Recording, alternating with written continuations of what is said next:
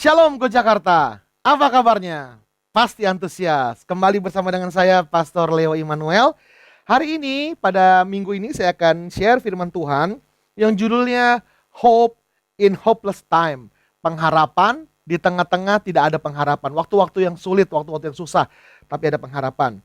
Nah, saya mau bacakan buat kita sekalian 2 Tawarikh 17 ayat 1 sampai dengan 6. Sekali lagi, 2 Tawarikh 17 ayat 1 sampai dengan 6 berkata gini. Maka Yosafat anaknya menjadi raja menggantikan dia sebagai pemimpin Israel. Ia memperkuat dirinya dengan menempatkan tentara di semua kota yang berkubu di Yehuda dan pasukan-pasukan pendudukan di tanah Yehuda serta di kota-kota Efraim yang direbut oleh Asa ayahnya. Dan Tuhan menyertai Yosafat karena dia hidup mengikuti jejak yang dahulu dari Daud bapa leluhurnya dan tidak mencari Baal-Baal, melainkan mencari Allah ayahnya. Ia hidup menurut perintah-perintahnya dan tidak berbuat seperti Israel. Oleh sebab itu Tuhan mengokohkan kerajaan yang ada di bawah kekuasaannya. Seluruh Yehuda memberikan persembahan kepada Yosafat sehingga ia menjadi kaya dan sangat terhormat. Dengan tabah hati ia hidup menurut jalan yang ditunjukkan Tuhan. Ia menjauhkan dari Yehuda segala bukit pengorbanan dan tiang berhala. Saudara-saudara, meski kadang berpijak di masa lalu, pengharapan berpijak di masa lalu, tetapi harapan selalu bertalian dengan masa depan. Bukan masalah kita jadi apa atau sedang apa yang kita alami hari ini, tetapi akan jadi apa kita di masa depan bersama dengan Tuhan. Kita boleh kehilangan uang, kita boleh kehilangan pekerjaan, kita boleh kehilangan banyak hal, saudara-saudara. Tapi selalu kita bisa bangkit lagi. Tapi kalau seseorang sudah kehilangan pengharapan, dia kehilangan segala-galanya. Dia kehilangan alasan dia berjuang. Dia kehilangan alasan kenapa dia belajar. Dia kehilangan alasan kenapa dia harus mencintai. Dia kehilangan alasan kenapa dia tetap harus mempertahankan dirinya menjadi ayah, menjadi suami, menjadi istri atau menjadi ibu. Dia kehilangan pengharapan. Dia kehilangan semangat juangnya dia. Kenapa dia menjadi hamba Tuhan? Kenapa dia menjadi gembala? Semuanya akan dihentikannya. Semata-mata karena apa? Dia kehilangan pengharapan. Jadi ketika orang kehilangan pengharapan, orang tersebut kehilangan segala-galanya. Yuk kita jaga pengharapan. Apalagi kita punya Tuhan yang abadi, punya Tuhan yang penuh dengan kuasa, punya Tuhan yang berdaulat. Ya, jadi pengharapan kita di dalam Tuhan, saudara-saudara terkasih. Oke. Biasanya pengharapan itu hilang karena kita punya masalah. Hari-hari ini dunia punya masalah corona, saudara-saudara. Nah, masalah itu adalah karena kesalahan sendiri atau dibuat oleh orang lain, saudara-saudara. Ya. Nah, dalam hal ini pertama, Yosafat punya masalah karena kesalahan sendiri, saudara-saudara. Yosafat bersekutu dengan besannya Raja Israel Ahab untuk berperang dengan Ramot Gilead. Tuhan menegur Yosafat di dalam 2 Tawarikh 18 ayat 28 sampai 19 ayat 1 sampai dengan 3, saudara-saudara. Jadi Tuhan tegur dia, tapi Tuhan ampuni dia, saudara-saudara. Semata-mata dikatakan apa? Karena masih ada yang baik dalam diri Yosafat. Masih ada hal yang baik dalam diri Yosafat. Anda boleh baca di dalam rumah 2 Tawarikh 18 ayat 28, saudara-saudara. 2 Tawarikh 18 ayat 28. Anda boleh membacanya di rumah, merenungkan tentang kisah ini, bagaimana Tuhan akhirnya tetap menolong Yosafat, saudara-saudara. Tuhan tetap menolong Yosafat karena dia lihat ada hal-hal baik dalam diri Yosafat, saudara-saudara. Ada hal-hal baik yang dia lihat di dalam diri Yosafat. Nah, sehingga Tuhan menolong Yosafat. Nah, sekarang gini, saudara-saudara. Kita punya masalah karena kesalahan sendiri. Gaji 2 juta, lalu cicilan motor, cicilan handphone, shopping, gaya hidup kita sudah 1,5 juta. Lalu tanggal 3 gaji kita sudah habis, lalu kita berteriak sama Tuhan. Itu salahnya sendiri, saudara-saudara. Nah, dalam kesalahan sendiri tersebut, Tuhan melihat dalam diri Yosafat masih ada yang baik. Nah, masalah gini, masih ada yang baik nggak dalam diri kita? Ada nggak yang ditimbang-timbang nih, orang yang baik lah, udah tolonglah ya. Tolonglah saudara-saudara ya. Udahlah tolonglah karena orang yang baik. Ada nggak yang begitu? Betapa pentingnya kita menjadi orang baik. Betapa pentingnya kita menjadi orang yang murah hati. Karena itu seperti menaburkan benih, saudara-saudara. Sehingga pada masa-masa paceklik, masa-masa kesusahan, benih tersebut yang kemungkinan besar akan menolong kita. Jadi yuk, biarlah ada hal-hal baik dalam diri kita.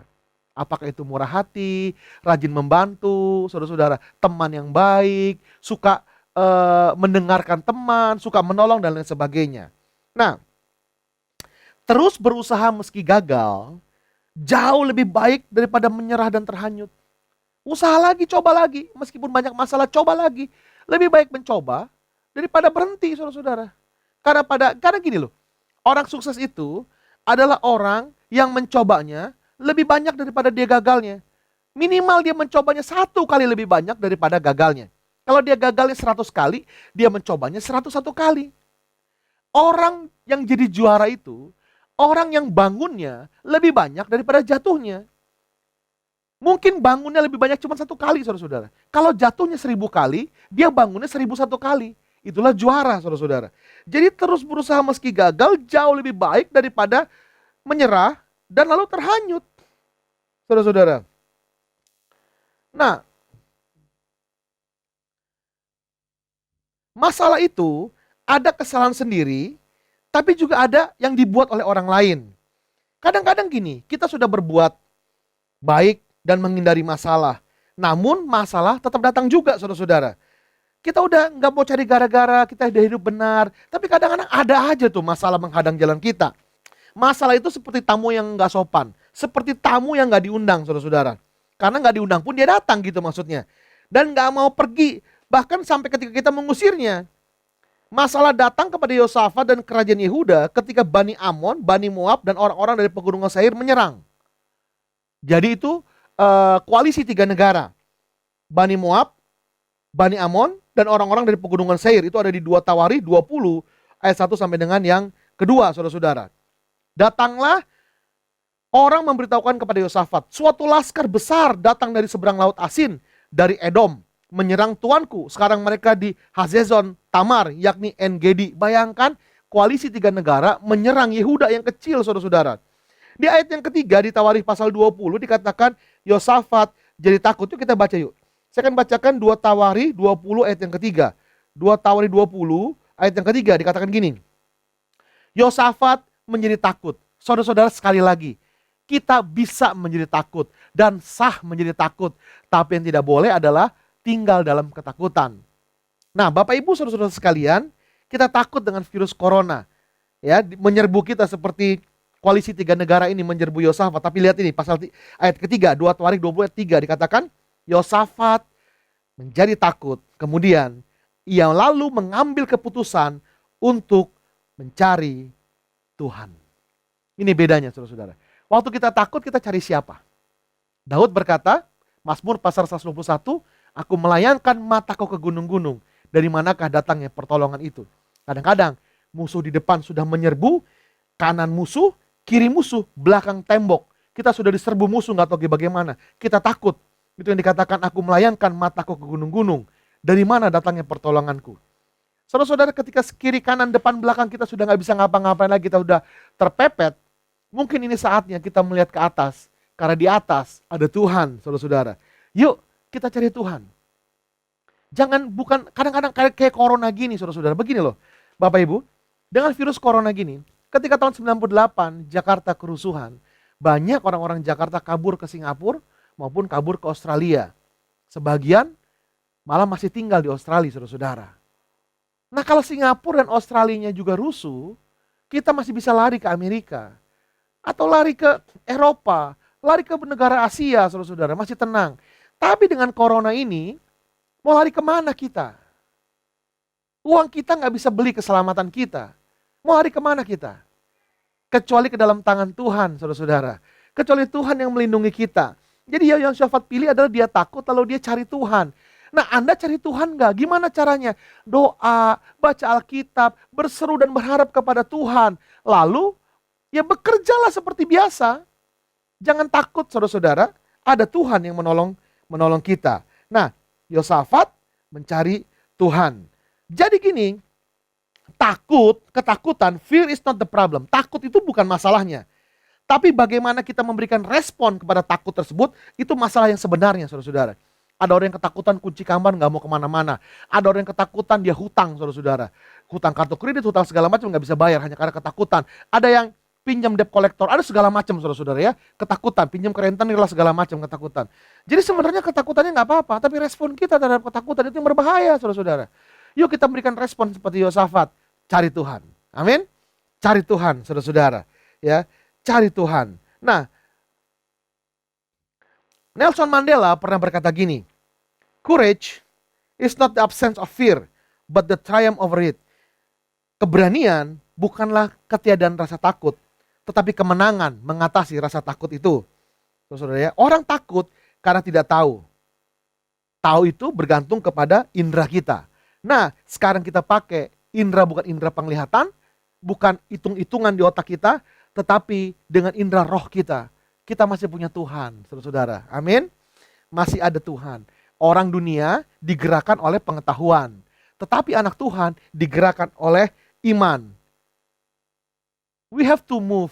Kita harus pindah, saudara-saudara. Dari digerakkan oleh pengetahuan, lalu digerakkan oleh iman. Jalan di atas air nggak mungkin, itu pengetahuan. Karena berat jenis tubuh lebih berat daripada jenis air, itu pengetahuan. Tetapi iman, saudara-saudara, berkata, turun jalan. Petrus jalan. 2 ikan 5 roti, itu nggak bisa beri makan 5.000 orang. Itu pengetahuan, matematika dunia. Tetapi bergerak dengan iman adalah 2 ikan 5 roti memberi makan 5.000 orang laki-laki saja, perempuan belum dihitung, dan sisa 12 bakul, saudara-saudara. Ya, jadi yuk kita bergerak dengan Tuhan. Yosafat mengambil keputusan untuk mencari Tuhan, saudara-saudara. Sampai akhirnya Tuhan yang berperang, lalu mereka cuma memuji Tuhan, saudara-saudara. Dan kemenangan itu terjadi ke atas diri mereka. Yuk saudara-saudara sekalian, saat takut seperti ini, kita naikkan kapasitas iman kita. Dengan gimana saudara-saudara? Yuk kita memuji Tuhan. Kita naikkan puji-pujian kepada Tuhan. Kalau nggak bisa nyanyi, setel lagu-lagu rohani di mobil, kita ikut nyanyi menyembah Tuhan. Baca firman Tuhan, renungkan firman Tuhan, percaya dan kemudian bersyukur. Because there is nothing else we can do. Nggak ada lagi yang bisa kita lakukan. Selain kita bersyukur, Tuhan terima kasih. Tuhan, aku bersyukur di dalam naungan-Mu ya Tuhan. Kalaupun aku gagal di dalam Tuhan. Kalaupun aku rugi dalam Tuhan. Kalaupun aku terpapar virus corona, aku terpapar yang di dalam Tuhan yang menanggung hidup dan matiku. Saudara-saudara yang terkasih, Yosafat akhirnya mengalahkan mereka di satu lembah yang bernama Lembah Pujian. Lembah Pujian atau Berakah berarti blessing. Atau artinya juga source of blessing, sumber berkat, kemakmuran, pujian kepada Tuhan, hadiah. Ya saudara-saudara ya. Jadi Berakah itu berasal dari kata-kata barak. Barak itu artinya to bless, to kneel, berlutut, untuk memuji atau memberikan penghormatan. Yuk saudara-saudara, mau berkat Tuhan di tengah-tengah krisis, cari Tuhan dengan sungguh-sungguh saudara-saudara. Kadang-kadang orang dipepet dulu, sampai dia udah gak bisa bikin apa-apa lagi, kecuali dia berseru kepada Tuhan. Seperti corona ini, uang udah gak bisa tolong lagi, tidak ada satu negara pun di dunia ini yang bebas dengan corona. Mau kemana lari? Uangmu tidak bisa menyelamatkanmu. Teman doktermu tidak bisa menyelamatkanmu karena obatnya belum diketemukan. Teman jenderalmu gak bisa tolong kamu karena bahkan pasukan yang paling perkasa pun bisa terpapar dengan virus ini. Kecuali lari sama Tuhan. Yuk saudara-saudara, kita datang kepada Tuhan. Kita cari Tuhan dengan sungguh-sungguh. Amin. Puji Tuhan buat firman Tuhan, kiranya memberkati Anda sekalian. Mari kita berdoa. Bapa di dalam surga, Bapa di dalam nama Tuhan Yesus, di tengah-tengah ketakutan kami datang berseru kepadamu. Kami memutuskan untuk mencari Engkau. Kami memutuskan untuk berada di pihak-Mu. Kami memutuskan untuk bersembunyi di balik-Mu Tuhan. Kami memutuskan Engkau adalah menjadi perisai kami. Bukan uang kami, bukan jenderal, bukan dokter, bukan apapun juga meskipun mereka penting. Tapi kami mau menjadikan Engkau adalah perlindungan kami, kota benteng kami, tempat kami berharap. Tuhan lindungi umat-Mu, jagai umat-Mu Tuhan. Supaya kekuatan keperkasaan daripadamu menyertai kami sekalian. Di dalam namamu yang kudus, nama berkat Yesus Kristus yang penuh dengan kuasa, kami alaskan segala doa dan permohonan kami ini. Amin. Tuhan Yesus memberkati.